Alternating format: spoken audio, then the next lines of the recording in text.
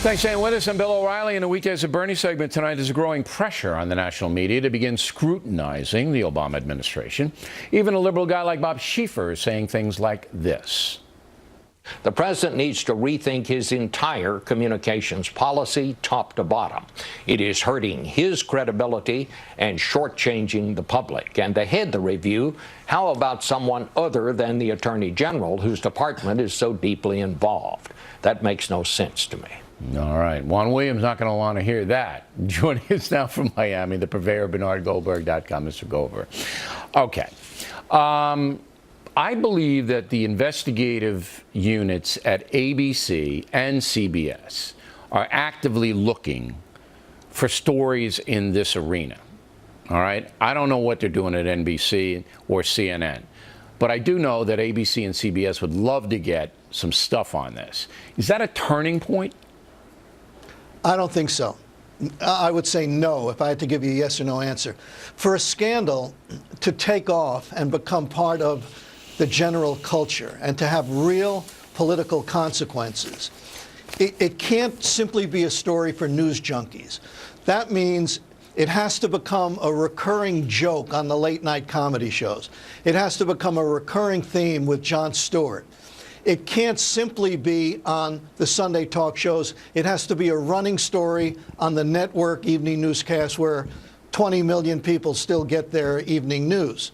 And I don't see any of that happening, Bill, because the relationship between the press and this president is still way too cozy.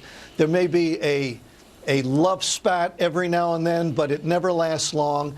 And if it looks like the Obama administration and the president himself is in some kind of trouble, the story will shift to becoming one that says the Republicans have overreached. That'll be the next step. All right, but nobody's going to buy that at this juncture. Holder is in trouble. Would you cede that right now? Well, what do you mean nobody's going to buy that? Because nobody who follows the news is going to buy that. And the other people don't even know what they're talking about. So they can do that. It's a GOP-generated thing. That's not going to take root. I don't believe it is. But Holder, he's in trouble now, right?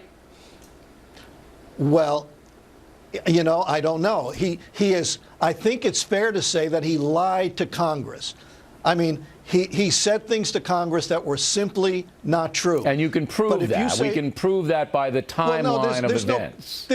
That's right. There's no question about that. So you're saying the Attorney General of the United States, the top law enforcement officer, and it's your words, not mine, lies in a very public way when he's testifying under oath in front of Congress, and he's not in trouble? He has to be in trouble. That's right. There's not an automatic connection. Look, just so people don't think I'm taking a cheap shot, Holder said to Congress, in answer to a Democratic senator's question, in regard to potential prosecution of the press for the disclosure of material, this is not something I've ever been involved in, heard of, or would think would be wise policy.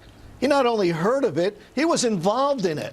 Now, I don't care what you want to call it. It's not telling the truth. Right, and Hume pointed that out earlier in the broadcast. So that we for him to be go ahead. But to be in trouble because of that, it has to leave the precincts of people who watch the news and care about the news into the people who watch Dancing with the Stars, and suddenly they're going to have to care about it.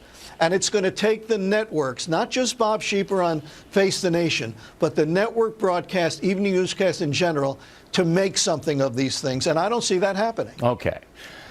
It's true that most people's frame of reference is so narrow, they don't know who Eric Holder is.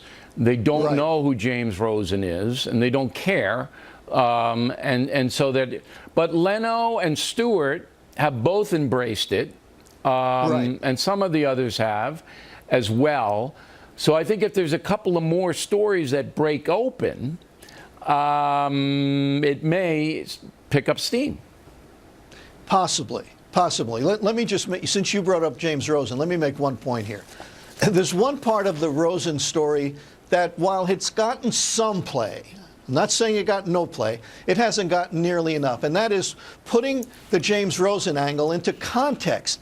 This administration, from the president on down to his top political cronies, have waged a war for years For years, they've waged a war on Fox News.